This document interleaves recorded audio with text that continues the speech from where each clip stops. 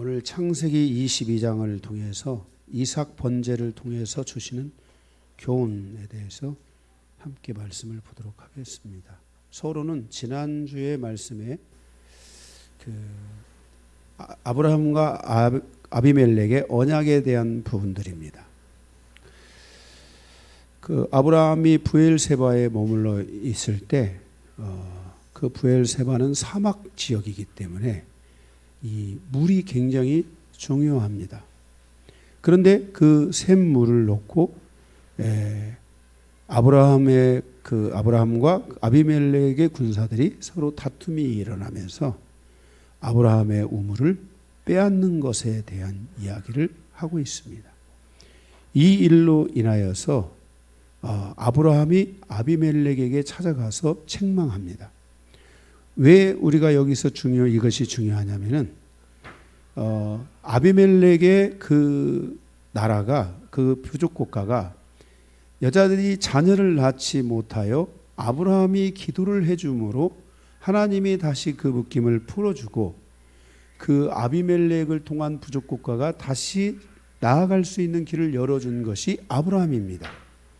그래서 그 과정에서 아비멜렉이 아브라함에게 부엘세바에서 살도록 허락한 것입니다. 그리고 그 우물은 당연히 아브라함의 소유가 되어야 했던 것입니다. 그런데 그러한 것들을 싹 잊어버리고 이 아비멜렉의 군대가 와서 아브라함의 우물과 그 가족들의 생계에 위험을 가하니까 아브라함이 찾아가서 아비멜렉에게 호통을 쳤던 것입니다. 그런데 이 과정이 굉장히 또 중요한 과정이 된 것은 그 과정을 통해서 아브라함은 아비멜렉에게 대가를 지불하고 그 땅을 자기의 소유로 이제 사게 되는 이런 일들이 이루어지고 거기에 따른 언약을 함으로 말미암아 그곳에서 이제 아브라함의 소유가 되고 그것이 이삭과 야곱의 소유가 되는 여정을 열어줍니다. 그래서 그 부엘세바에 아브라함만 사는 것이 아니라 아브라함과 이삭과 야곱이 계속 살면서 그 땅의 소유권이 바로 아브라함의 집안에 있다는 것을 알려주게 되고 그것을 인식시켜주게 되고 그러한 언약서, 계약서를 통해서 지금 현재 이스라엘은 부엘세바의 바로 그 소유권을 실질적으로 가지고서 행사하고 있다는 것을 우리는 알아야 됩니다. 이러한 일들이 있고 난 후에 이 말입니다. 이 일 후에 하나님이 아브라함에게 오셨습니다. 그리고 아브라함에게 이삭을 바치라고 말씀하셨습니다. 하나님께서 이 이삭을 번제로 바치라고 하신 것은 무엇인가? 이삭을 왜 산제사로 바치라고 한 것인가? 우리가 이것을 통해서 하나님이 말씀하고자 하는 의도가 무엇인지를 우리가 한번 생각하면서 함께 교훈을 받고자 하는 것입니다. 오늘 말씀은 세 개의 대지로 나눠져 있습니다. 첫 번째 1번 대지는 너희의 믿음을 입증하라. 1절입니다. 1절. 창세기 22장에 나타나고 있는 이삭을 번제로 바치라는 사건은 하나님의 시험이라고 말씀하고 있습니다.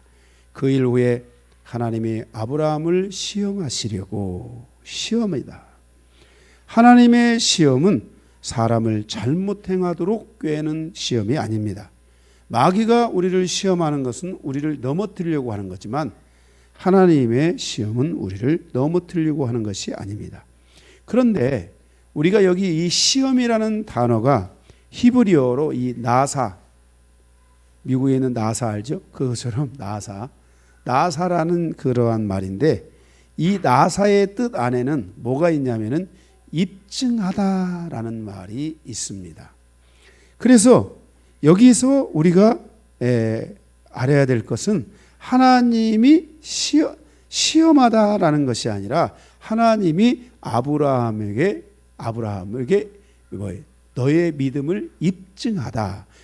아브라함의 믿음을 입증하도록 하나님께서 지금 이삭을 바치라고 하고 있다는 것입니다. 하나님의 이 시험, 즉 하나님의 이 너의 믿음을 입증하라는 이 사건에 대해서 성경은 사도 바울을 통해서 해석해주고 있는 것이 로마서 4장입니다.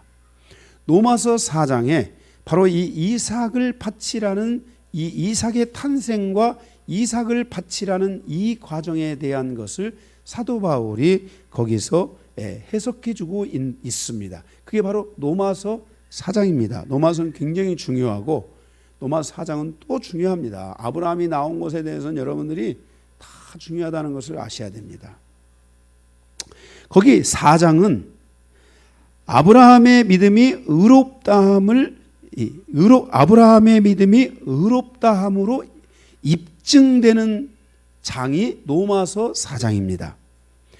아브라함이 자신의 믿음을 입증받는 과정에서 이삭을 번제로 바치라고 요구하고 있다는 것입니다. 이 과정에서 하나님의 자녀들은 무엇을 선택해야 하는가? 아브라함과 같이 무엇을 선택해야 되는가? 그것은 바로 너희는 먼저 그의 나라와 그의 의를 구하라. 성도는 이 말을 1000번 100번 가슴에 새겨야 됩니다. 언제 하나님이 나에게 이러한 것들을 요청하실지 모릅니다. 성도는 인생사에 가장 먼저 너희는 먼저 그의 나라와 그의 의를 구하라. 그리하면 내가 너희의 입을 것, 먹을 것, 마실 것, 너희의 거할 것, 너희의 필요한 모든 것을 내가 다 주시겠다고 말씀하고 있습니다. 그래서 우리는 항상 무엇을 결정하고 무엇을 선택해야 될 때 너희는 먼저 그의 나라와 그의 의를 구하라는 이 말씀을 여러분들이 명심해야만 하는 것입니다. 최고의 우선순위에 둬야 됩니다. 우리의 인생사는 가장 우선순위에 두어야 될 것이 무엇인가? 나의 인생사를 어떻게 풀어갈 것인가 하는 것은 인생사에서 굉장히 중요한 것입니다. 하나님의 나라와 하나님의 의를 이루는 삶이 되어야 됩니다. 아브라함은 하나님의 나라와 하나님의 의를 이루기 위해서 그는 기꺼이 그의 아들 이삭을 하나님께 번제로 바치기로 결정합니다. 아브라함의 믿음이 입증되는 이 중요한 과정에 하나님의 나라와 하나님의 의를 선택한 아브라함은 이삭을 바치기로 결정한 것입니다. 로마서 4장 1절에 이렇게 말합니다. 아브라함이 무엇을 얻었다 하리요. 자, 오늘 창세기 22장에서 아브라함은 무엇을 얻은 것인가? 무엇을 얻었다라고 말할 수 있는가? 이렇게 로마서 4장 1절이 질문하고 있습니다. 이 얻었다라는 말은 헬라어로 휴리스코라는 말인데 이것은 비유적으로 쓰일 때, 이 휴리스코라는 말이 비유적으로 쓰일 때, 지금 이거는 비유잖아요. 그죠? 비유적으로 쓰일 때 무엇을 스스로 입증하다라는 뜻입니다. 그러니까 아브라함이 무엇을 입증하였다 하리요. 아브라함이 무엇을 입증했느냐, 이렇게 로마서 1장이 시작되고 있다는 것입니다. 아브라함이 무엇을 입증한 것인가? 그것은 아브라함이 자신의 믿음을 입증했다는 것입니다. 나는 내 아들보다도 하나님을 붙잡겠습니다 라는 그 믿음을 입증했다는 것입니다.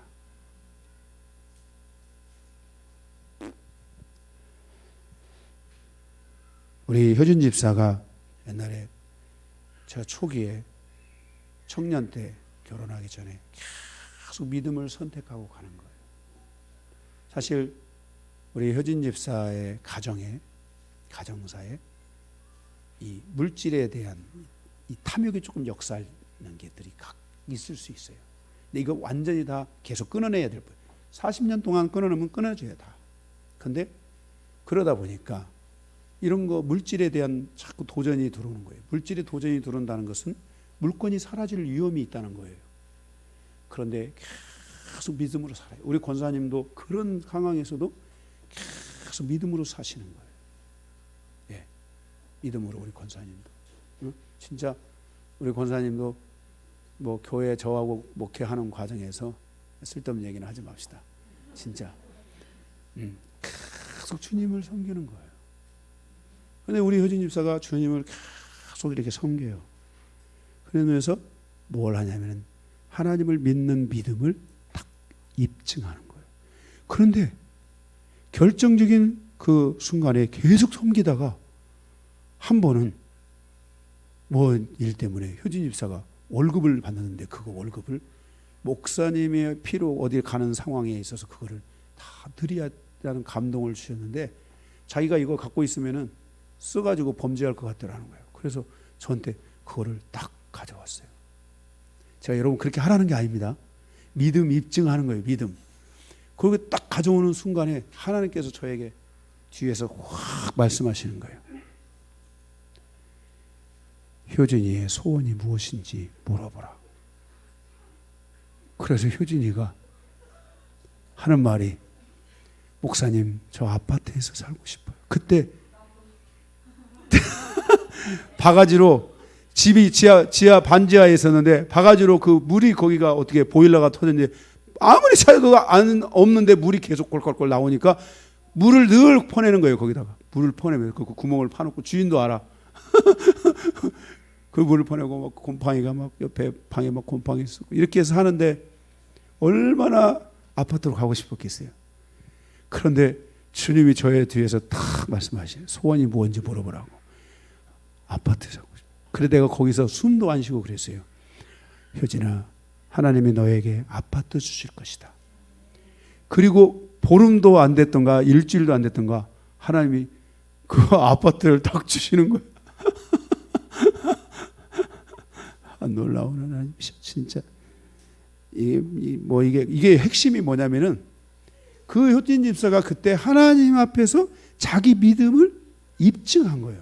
나는 내 삶의 어떤 것보다도 진짜 하나님의 그 인도하심에 자기가 더 집중하겠다는 그 의사 표시를 지금까지도 잘해왔는데 더 하나님이 내가 원하는 거 아니에요. 난 누구한테 뭐라고 하라고 한 적도 없고 뭘 내가 요구하고 네가 좀 뭐 할래 이런 것도 없는 거야.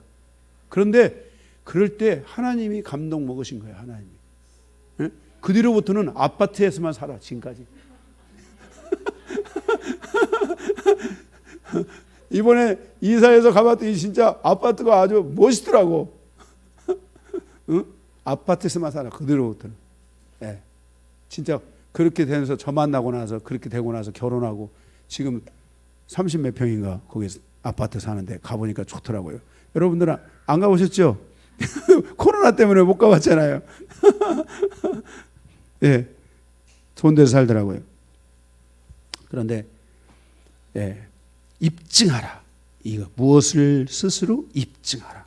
그게 하나님이 그러한 것들을 입증하라고 할 때 그것이 입증인지 뭔지는 못 알지만은 효진 집사는 그렇게 생각했어요. 내가 믿음으로 살아야 되겠구나. 내가 믿음의 선택을 해야 되겠구나. 라는 것을 거기서 갖게 된 거예요. 아브라함도 지금 여기서 너희는 먼저 그의 나라와 그의 의를 구하라는 이 말씀을 아마 새겼을 거예요. 그리고 아브라함은 거기서 뭘 하냐면은 믿음의 선택. 믿음의 선택이란 뭐예요? 하나님의 말씀에 순종하고 하나님을 붙잡는 순종을 하게 됨으로써 이삭을 바치기로 결정했던 거예요. 여기에 대하여 아브라함이 자신의 믿음을 입증했는데 여기에 대하여 로마서 4장 3절은 아브라함은 하나님을 믿었다고 말씀하고 있어요. 아브라함은 하나님께 대한 믿음을 입증했다는 거예요. 아브라함이 하나님께 대한 믿음을 입증한 것은 무엇인가? 두 가지인데 로마서 4장 18절에 첫 번째는 뭐냐면은 믿음의 씨를 보내주시겠다는 것을 믿었다는 거예요. 믿음의 씨를 보내주실 거라는 것을 아브라함은 믿었고, 또 하나의 믿음을 하나님 앞에 입증하는데 그것은 뭐냐면 이삭을 바쳐서 이삭을 바치라고 하나님이 하시길래, 그래서 그 이삭을 자기가 가서 이제는 칼을 들어서 아브라함을 이삭이 죽일 때 하나님이 그 이삭을 다시 살리실 것을 믿었다라는 거예요. 그게 히브리서 11장 19절에서 20절에 보면 그가 하나님이 능히 이삭을 죽은 자 가운데에서 다시 살리실 줄로 생각한지라 비웃건대 그를 죽은 자 가운데서 도로 받은 것이니라. 그러니까 뭐예요? 제가 그런 거예요. 어떤 성도에게 이런 얘기가 있어요. 교회에 물질을 드렸어요. 물질을 드렸는데 그것 때문에 몰래 드려가지고 남편하고 싸우는 거예요. 그래서 제가 그 물질을 100만 원인데 그 물질을 제가 그 여집사에게 돌려주면서 제가 받은 걸로 하겠습니다. 남편에게 가서 도로 갖다 주고 싸우지 마세요 하고 제가 그 물질을 100만 원을 보내드렸어요. 그랬더니 그 남편이 감동 먹어가지고 본인이 갖고 와서 헌금하더라고요. 그리고 그 뒤로 안 싸웠어요. 그것 때문에 싸우다가 안 싸웠어요. 응? 네. 근데 도로 받은 걸로 여긴 거예요. 이미 아브라함이 이삭을 바친 것은 하나님이 이미 뭐예요? 이삭을 죽은 걸로 여기고 죽은 자 가운데서 뭐예요? 다시 살림을 받은 것으로 하나님이 여겼다는 거예요. 이것을 통해서 아브라함은 하나님께 대한 믿음을 입증해요. 나는 오직 하나님만을 믿습니다. 내 아들 이삭을 99살에 주는 것도 하나님이고, 내 이삭을 죽었다면 그 죽은 이삭을 살리시는 것도 하나님이라는 이 믿음을 통해서 아브라함이 하나님께 대한 믿음을 입증하는 것을 보게 돼요. 우리의 인생사에도 하나님은 우리의 믿음을 시험하십니다. 청년들 다 어디 갔어요? 거기구나. 청년들 다 앞으로 오세요. 청년. 저기 빛나리는 거기 있어야 돼요. 청년들 말씀 잘 드려야 돼요.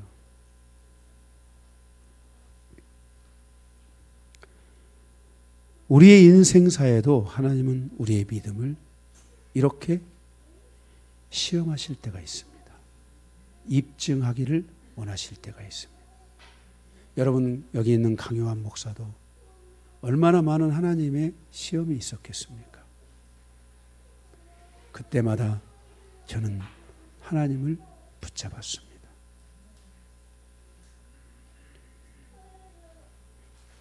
이러한 사건은 그 성도의 인생사를 믿음의 새로운 차원으로 인도하기 위해서 하나님이 그 믿음을 시험해 보고 있다는 거예요.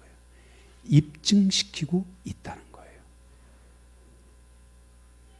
아브라함이 이러한 믿음을 갖지 않았다면 누가 아브라함을 믿음의 조상이라고 하고, 누가 아브라함의 믿음을 배우고자 하고, 누가 아브라함의 믿음을 따라가려고 했겠습니까?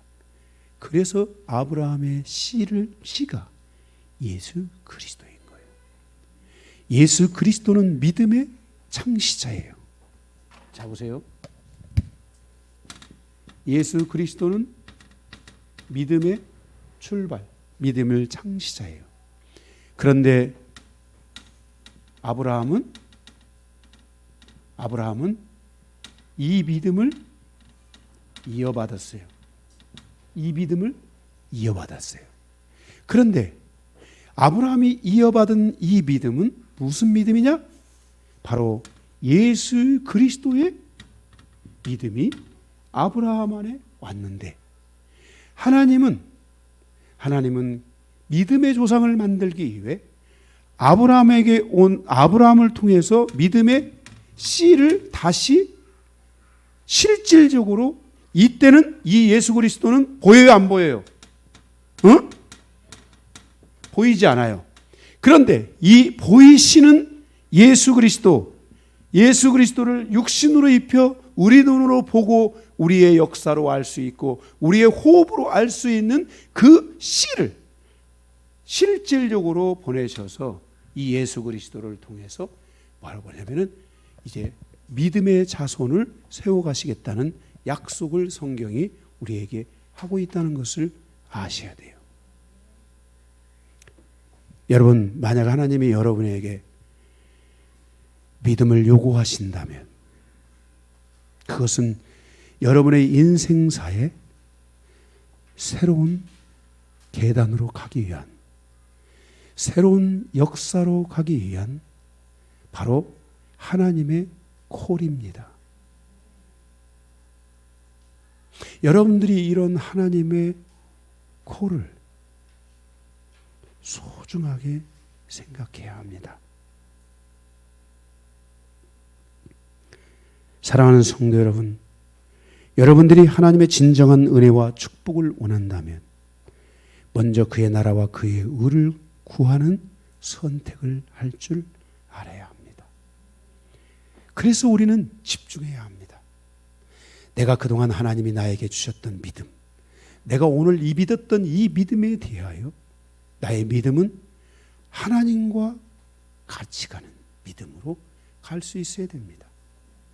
하나님의 생각은 우리의 생각과 다르고 우리가 하는 계획을 세우고 우리가 무엇을 꿈꾼다 할지라도 그것을 이루시는 분은 하나님이십니다. 반대로 내가 아무리 좋은 것을 계획할지라도 하나님이 이루어 주시지 않으면 나의 그 꿈은 다 사라져버리는 것입니다. 저는 여러분의 인생을 이 믿음의 눈으로 바라보고 있습니다. 내가 여러분에게 어떤 말을 했다면 그 말은 여러분의 미래가 돼서 돌아올 것이고 그것은 여러분의 삶에 있어서 하나님의 계획으로 온다는 것을 여러분이 믿으십시오. 그것은 제 말이 위대하다는 것을 말하려고 하고 제가 좋은 종, 특별한 종이라는 것을 얘기하려고 하는 게 아니라 하나님은 저를 사용해서까지도 여러분들에게 말씀하고 있다는 것입니다.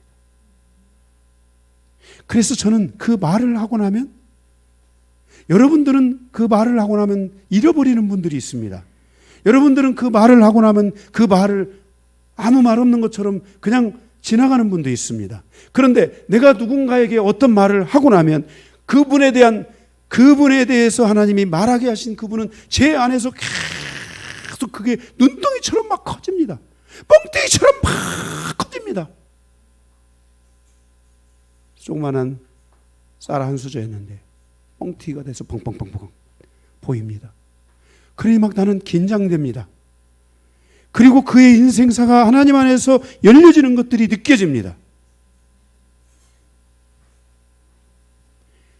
여러분의 인생에 이러한 믿음의 경험들을 통해 하나님과 함께 가는 여정이 되시기를 바라고 여러분의 인생에서 인생을 돌아보고 하나님이 나와 함께 해주셨다라고 고백하는 요셉과 같은 인생. 요셉은 이렇게 말합니다. 그때 하나님이 감옥에서도 나와 함께 했고 내가 국무총리가 되었을 때도 나와 함께 했고 하나님이 나와 함께 하셨고 함께 하셨고 함께 하셨다라고 이렇게 요셉이 고백하고 있습니다. 여러분의 인생, 그리스도인들의 하나님의 자녀의 인생에 이렇게 하나님이 함께 하시는 여정이 된다면 여러분은 여러분 스스로의 힘으로는 몇 점 못 맞아도 하나님이 함께 해주시면 여러분은 훨씬 아름다운 인생을 살아가게 될 줄로 믿습니다. 아브라함은 이 시험을 통과하고 그 과정에서 이삭을 향한 하나님의 뜻이 무엇인지를 알게 되고 하나님이 다시 오셔서 17절에 너의 아들이 대적의 문을 차지하리라 이렇게 말씀합니다. 아브라함의 이 믿음의 한 선택이 이삭, 자기 아들의 세대를 자기 아들의 세대의 모든 적이 사라져버리는 이 은혜를 주시는 겁니다. 제가 이제 이렇게 나이 먹고 이제 우리 한종이 이렇게 성장하잖아요. 부모의 가장 즐거움과 기쁨이 뭔 줄 아세요?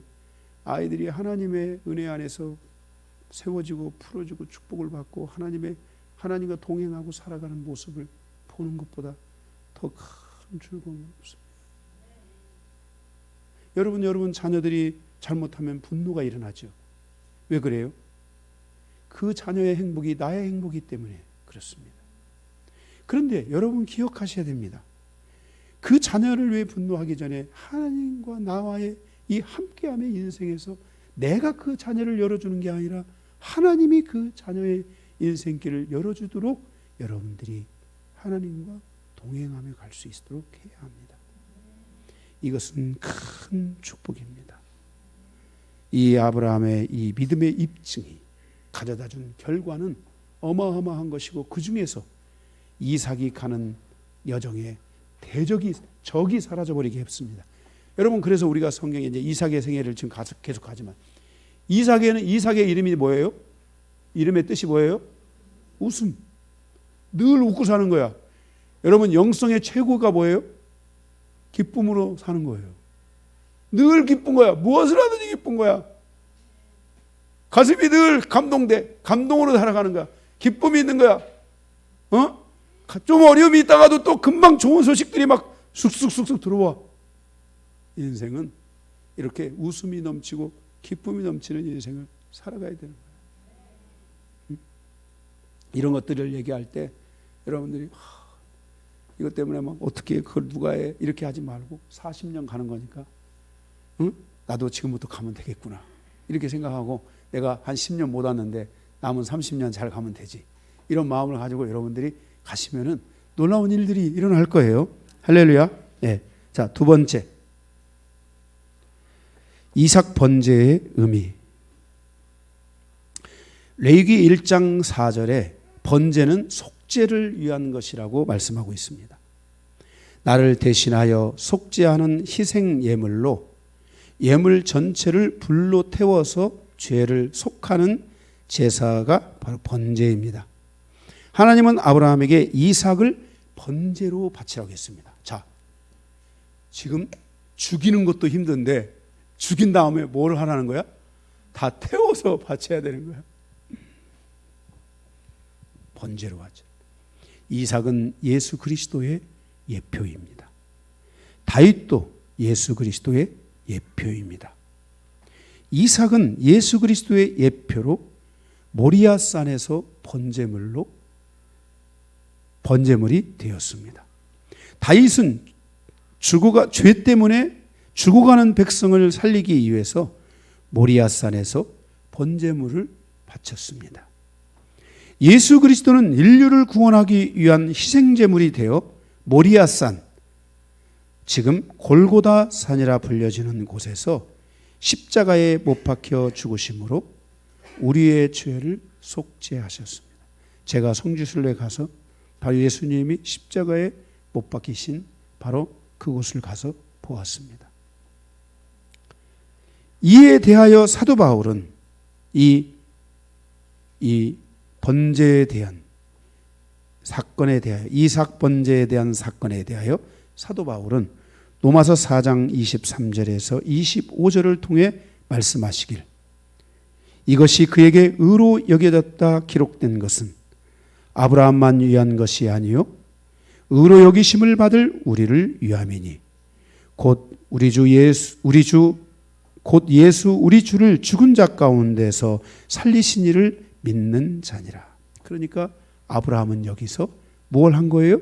이삭 번제를 통해서 하나님을 믿었고, 이것을 통해서, 번제를 통해서 이삭과 자기 가문과 앞으로 이루어질 그 민족사의 모든 죄를 사하는 은혜를 열어주겠다.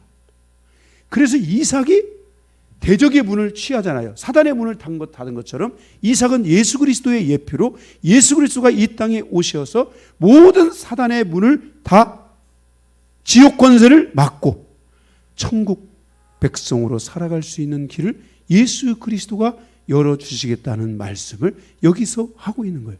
그래서 우리는 예수 그리스도를 믿음으로 말미암아 죄 사함을 받게 되고, 예수 그리스도를 믿음으로 말미암아 우리는 의롭다함을 얻게 되고, 우리는 예수 그리스도를 통해서 우리의 믿음은 온전하게 되며 죄로부터 우리는 자유케 되는 영혼이 될 수 있다는 것을 기억해야 돼요. 여러분이 그렇게 고백하는 분들이 있어요. 나는 죄인입니다. 이분은 자기로 살아가는 분이에요.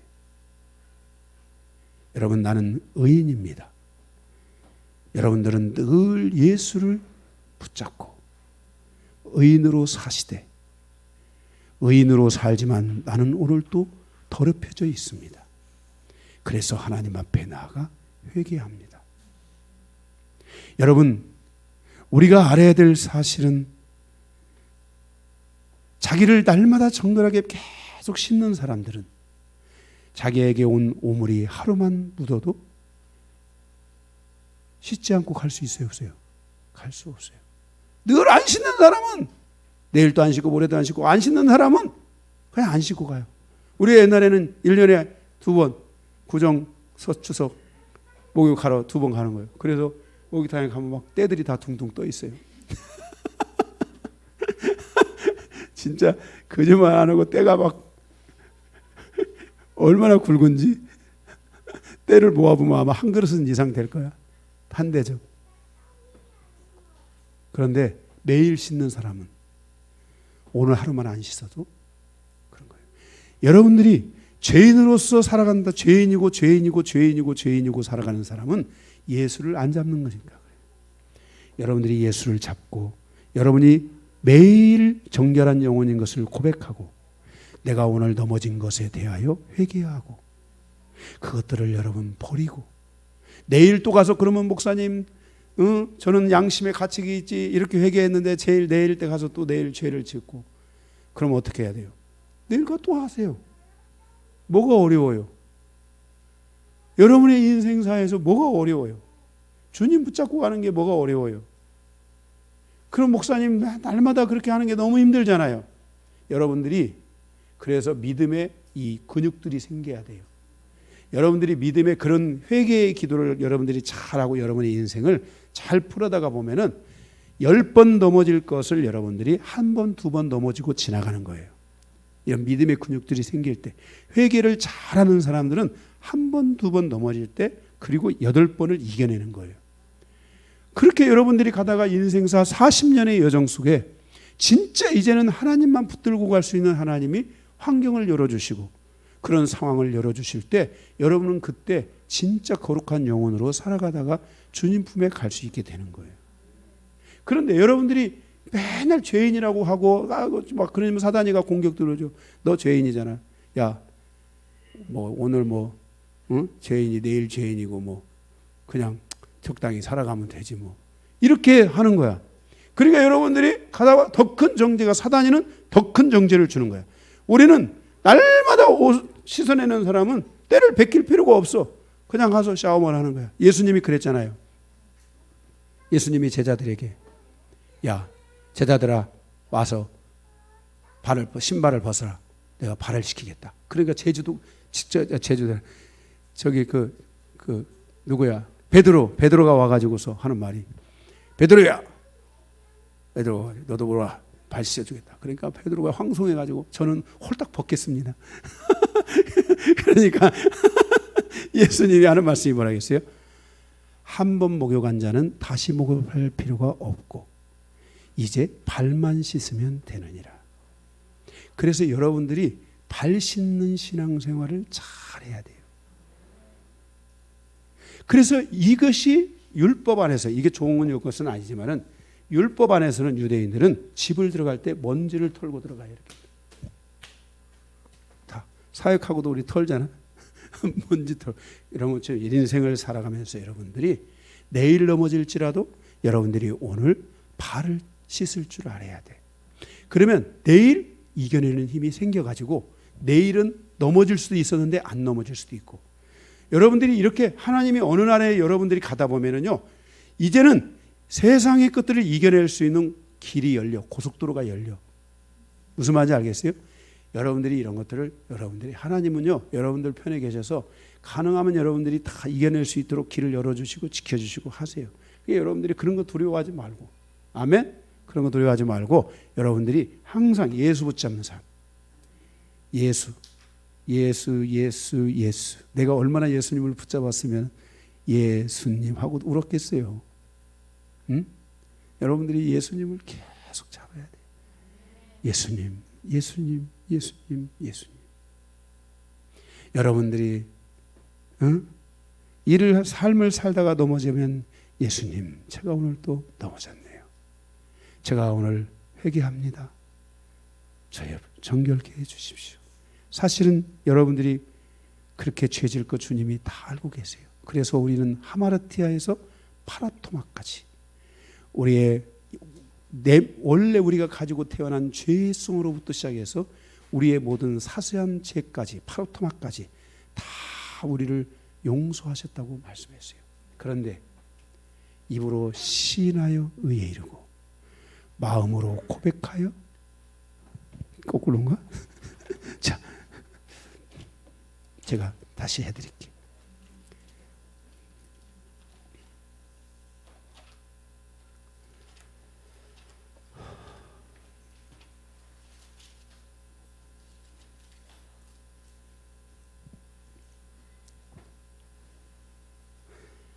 마음으로 믿어 구원에 이르고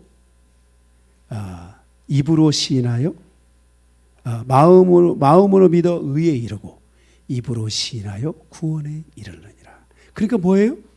여러분들이 계속해서 믿고 그것을 여러분들이 입으로 시인하면서 여러분들이 그것을 시인한다는 것은 자 따라서 시인한다는 것은 호몰로게오 내 안에서 따라서 하세요. 내 안에서 이미 성령이 시인하고 있다. 나는 따라서 시인하면 된다. 이미 성령은 내 안에서 나를 대신해서 시인하고 있어요. 그래서 내 안에 있는 그 죄를 뭐예요? 안에 숨어있지 못하도록 밖으로 밀어내는 것이 호몰로게오 시인하다라는 거예요. 그래서 요한 1서에 가면 그런 말이 있잖아요. 시인하는 말을 하는데 10절에 가면 뭐라 하냐면 너희가 만일 스스로 죄 없다 하면 너희 자신을 속이는 자요. 속여서 성령이 시인하게끔 하는데 시인을 안 하고 꾹 참고 나는 괜찮아. 나는 이미 예수님이 나의 모든 죄를 다 용서했어. 이렇게 해서 자꾸만 그것을 자기가 죄 없다고 말하는 것은 그것은 잘못된 거예요. 내가 예수를 붙잡았기 때문에 죄가 없는 것은 아니야. 내가 예수를 붙잡았기 때문에 내 죄를 이제는 뭐예요? 다 밀어내는 거예요. 이미 왜? 예수가 나의 모든 죄를 다 이미 시인했고 예수가 나의 모든 죄를 용서했으니까 우리는 마음으로 믿어 의에 이르고 입으로 시인하여 구원에 이르면 돼요. 시인해서 뱉어내면 돼요. 성령이 밖으로 보내라는 거예요. 나도 밖으로 보내는 거예요. 사람이 더러운 것은 내면이 더러운 것이지 밖이 더러운 게 아니란 말이에요. 그래서 내면에 있는 것을 밖으로 던져버리는 거예요. 내가 하나님 이렇게 잘못됐습니다. 버리는 거예요. 이미 그것을 누가 하고 있어요? 성령이 내 안에서 호몰로게오 하고 있다. 이 말이에요. 이해되십니까? 시인하다는 말이 그런 뜻입니다. 그러니까 여러분들이 그런 것들을 다 버리셔야 될 줄로 믿습니다. 그래서 예수는 우리의 범죄함 때문에 내어줌이 되고 또한 우리를 의롭다 하시기 위해서 다시 살아나셨다라고 로마서 4장 23절에서 25절에 말씀하고 있어요. 그러니까 우리가 이삭 번제의 사건은 곧 누구의 사건이다? 예수 그리스도의 사건이고 바로 이삭을 죽은 자 가운데서 살리신 것을 살리시겠다고 믿었던 아브라함의 믿음을 받아들인 것처럼 예수 그리스도는 죽으시고 그리고 하나님께서 예수 그리스도를 다시 살리셨다고 말씀하고 있는 거예요. 하나님께서 이삭을 번제로 삼으신 것은 예수 그리스도를 번제로 삼아 우리를 죄로부터 속죄하기 위한 하나님의 계획된 사건이었습니다. 그리고 이 사건 속에 가장 핵심이 되는 것은 히브리서 11장 19절에서 20절의 말씀처럼 아브라함은 하나님께서 이삭을 죽은 자 가운데서 살리실 것을 믿었습니다. 그와 같이 하나님은 예수 그리스도를 죽은 자 가운데서 다시 살리셨습니다. 우리가 하나님 아버지를 믿는 것은 그가 예수 그리스도를 통해서 우리의 모든 죄를 속죄하시고 우리의 구원을 완성하기 위해서 예수 그리스도를 다시 살리신 것입니다. 우리가 믿는 부활의 신앙은 예수 그리스도를 죽은 자 가운데서 살리신 것처럼 하나님 아버지께서 우리를 죽은 자 가운데서 다시 살리실 것을 확신하기 때문입니다. 사랑하는 성도 여러분, 여러분은 여러분의 몸이 다시 부활할 것을 믿습니까? 그것을 확증하십니까?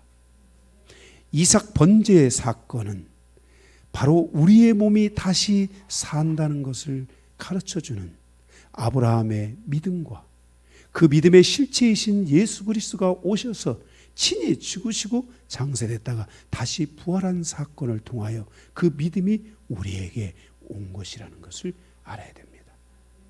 우리도 언젠가는 죽습니다. 그러나 우리의 몸은 죽음으로 끝나는 것이 아니라 다시 부활하게 된다고 말씀하고 있는 것입니다. 따라서 우리가 이 세상을 살아갈 때 우리의 믿음의 선택은 항상 먼저 그의 나라와 그의 의를 구할 줄 아는 믿음이 되어야 합니다.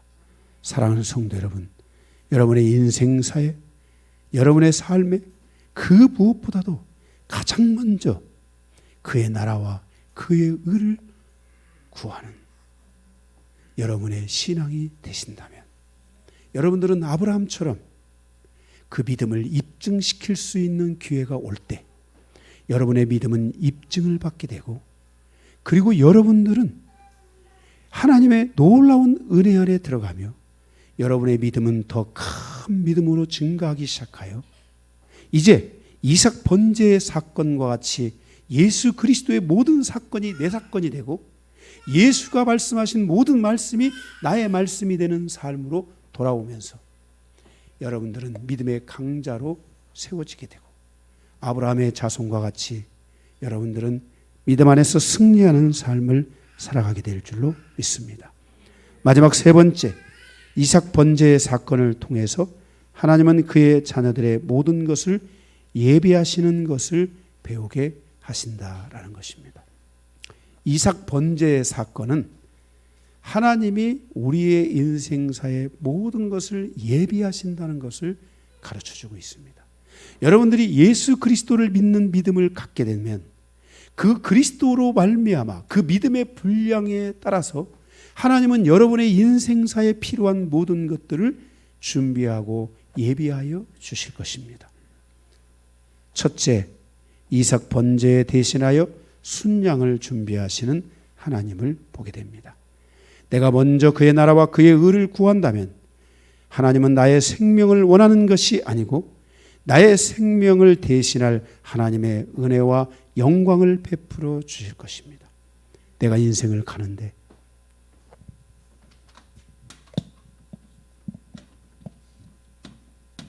하나님이 나의 인생을 순교를 명하지 않았다면 내 인생이 갈 때, 인생사가 갈 때, 인생사가 가는 여정에 죽음의 고비, 고난의 고비, 환난의 고비들이 올 때, 이때 하나님은 여러분을 이곳에서 이것들을 이겨낼 수 있는 모든 것을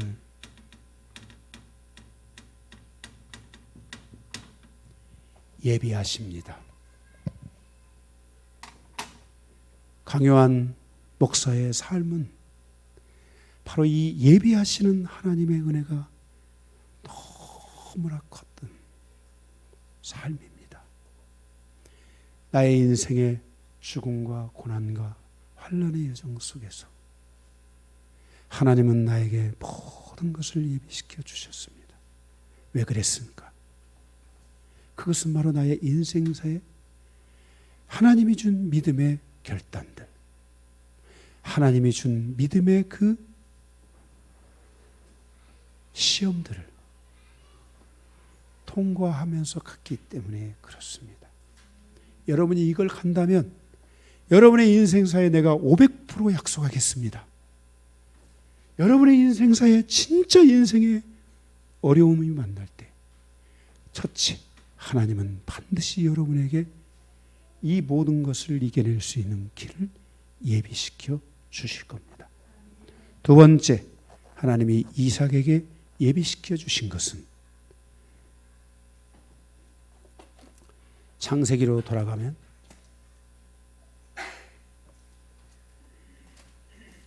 창세기 다시 22장으로 돌아가면 22장 거기 20절에서 24절 이 일 후에 어떤 사람이 아브라함에게 알리오 그랬습니다. 두 번째는 하나님이 우리의 인생에 이 이삭의 경우는 아내 리브가를 예비해 주십니다.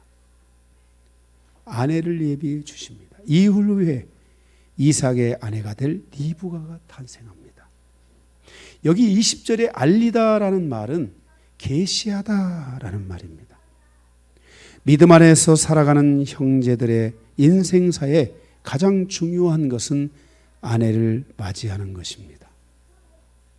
그 아내 때문에 여러분의 가정에 놀라운 일들이 일어날 것이라는 것을 기대해야 됩니다. 아내를 소중하게 생각하고 사랑하는 것을 형제들은 배워야 합니다. 남자들의 착각은 아내를 힘으로 제압하려 하고 아내를 자신의 지식으로 가르치려 하는 것입니다. 기억하십시오. 내 경험입니다. 아내들은 절대로 남자의 힘으로 제압되지 않습니다. 그리고 아내들은 절대로 남편의 가르침을 사모하지 않습니다. 남자들의 리더십은 다윗 시대와 같이 섬김의 리더십과 사랑의 리더십으로 이루어질 수 있도록 노력해야 합니다. 그리고 아내들이 하나님의 믿음을 가지고 나의 리더십을 존중할 수 있도록 믿음의 길을 열어주어야만 합니다. 그럴 때 주 안에서 순종하는 아내가 탄생하게 됩니다. 내 힘으로 제압하려고 할 때 안 됐는데 내가 가르쳐서 내 제자니까 내가 가르쳐서 뭔가 하려고 했는데 안 됐는데 주님이 믿음의 길을 열어주시니까 저희 아내가 저에게 지금은 얼마나 순종을 잘하는지 모릅니다. 정말 저희 아내가 저에게 순종을 잘하는 아내가 되었습니다. 그럴 때 주 안에서 바로 이렇게 순종의 열매가 맺혀지게 되고 가정에는 하나님의 평강이 오고 리더십이 세워지게 되고 하나님의 은혜가 만들어지게 되는 것입니다. 아브라함의 아내를 맞이하는 것이 얼마나 아름다운 일이며 아브라함이 리브가를 맞이하는 것이 얼마나 아름다운 일입니까? 여러분이 아내를 존중하기 시작할 때 자녀가 존중되어지고 가정이 존중되어지고 그 가정 안에 하나님의 계시가 풀어지게 된다는 것을 기억해야 합니다. 가정에는 하나님의 계시가 있습니다. 우리 가정을 향한 하나님의 계시는 무엇인가? 하나님이 우리에게 무엇을 알리고 있는가? 하나님이 우리에게 무엇을 말씀하시고 있는가? 하나님이 우리에게 어떤 길을 열어주시고 있는가? 우리는 아내를 사랑하고 그 아내를 통해서 이런 것들을 배워야 합니다. 혹자는 이렇게 말합니다. 아내는 여호와의 오른팔이다. 아내가 들어올 때 그냥 들어온 게 아니라 호박이 넝쿨째 들어왔는데 그 아내를 통해 하나님의 계시가 있다는 것입니다. 이 중요한 때에 이 큰 사건 속에